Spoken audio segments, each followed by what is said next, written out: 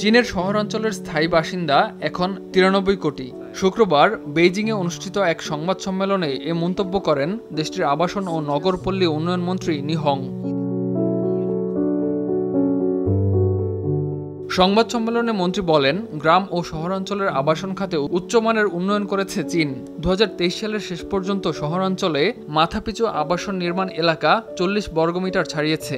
অন্যদিকে শহরের নির্মিত এলাকা ৬৪,০০০ বর্গ কিলোমিটারে পৌঁছেছে। এতে করে উপকৃত হচ্ছে ১৫ কোটি মানুষ। মন্ত্রী আরও বলেন, চলতি বছরের প্রথম ৭ মাসে শহর ও গ্রামের আবাসন নির্মাণে ৪৪০ বিলিয়ন ইউয়ানেরও বেশি বিনিয়োগ করা হয়েছে। এতে করে সরকারি ভর্তুকি নিয়ে ২৩,৫০,০০০ ইউনিট আবাসন এবং পুনর্বাসন আবাসনের নির্মাণ কাজ শুরু হয়েছে। ইমতিয়াজ আহমেদ, RTV।